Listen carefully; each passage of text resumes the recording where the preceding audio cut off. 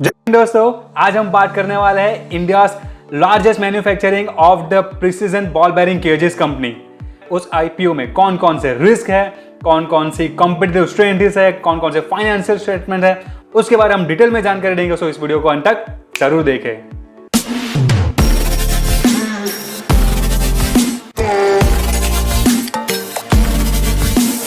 Yes, you heard it right. India का biggest ball bearing cages manufacturing company है और उस कंपनी का नाम है Harsha engineers international private limited. उस कंपनी का आईपीओ आ रहा है और आईपीओ ओपन हो रहा है 14 सितंबर को और क्लोजिंग है 16 सितंबर को। Harsha engineers international private limited precision ball bearing manufacturing company है और उसका इंडिया में 60% का मार्केट शेयर है और ग्लोबली 5 to 6% है। मेनली कंपनी के दो बिजनेसेस है। पहला तो मैंने आपको बताया इंजीनियरिंग बिजनेस और सोलर ईपीसी सेगमेंट, बट उसका ज्यादातर रेवेन्यू आता है इंजीनियरिंग सेगमेंट से।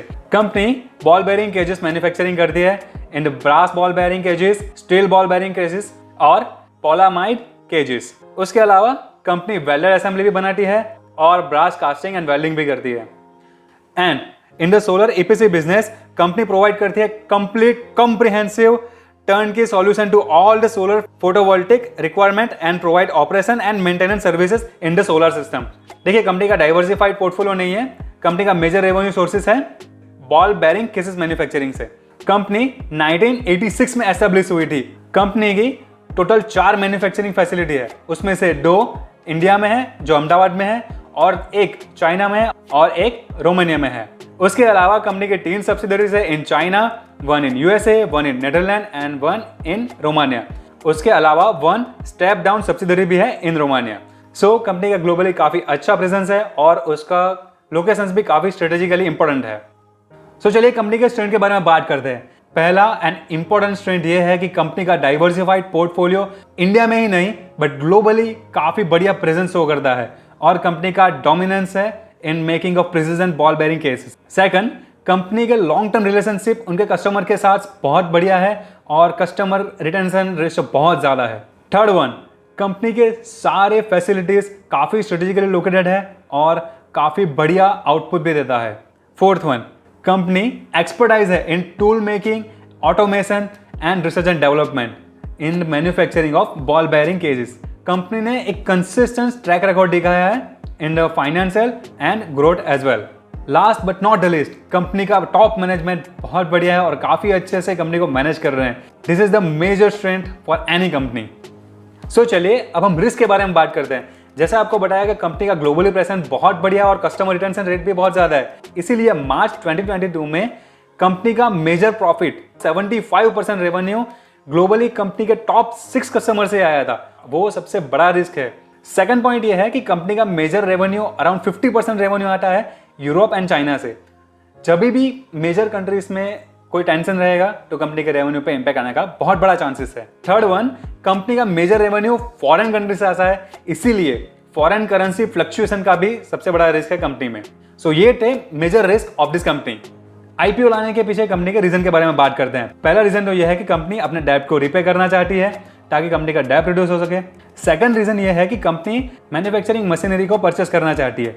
तीसरा रीजन ये है कि कंपनी अपने मैन्युफैक्चरिंग फैसिलिटीज को रिनोवेशन करना चाहती है। And last but not the least, company अपने इंफ्रास्ट्रक्चर और अपने ऑफिस को भी अपग्रेड करना चाहती है। सो अभी बात करते हैं कंपनी के फाइनेंस के बारे में। कंपनी के फाइनेंस में जैसे आप देख सकते हो कि मार्च 19 में कंपनी का प्रॉफिट आफ्टर टैक्स नेगेटिव में था और नेटवर्थ 1.5 करोड़ से भी कम थी, जो मार्च 2020 में बढ़कर टोटल प्रॉफिट आफ्टर टैक्स हो गया 21.91 करोड़ रुपीस एंड नेटवर्थ हो गया 378.02 करोड़ रुपीस और कंपनी के टोटल एसेट्स 195 से बढ़कर हो गए हैं 973.24 करोड़ रुपीस। सेम मार्च 2020 में कंपनी के टोटल एसेट बढ़कर हो गए हैं 1158 करोड़ रुपीस। कंपनी का प्रॉफिट बढ़कर हो गया 91.94 करोड़ और कंपनी का नेटवर्थ हो गया 527.9 करोड़। ऑलमोस्ट 530 करोड़ रुपीस का नेटवर्थ कंपनी का बढ़ गया। कंपनी ने काफी अच्छे फाइनेंशियल रिजल्ट शो किए हैं। सो कंपनी काफी अच्छे से फाइनेंस मैनेज कर पा रही है।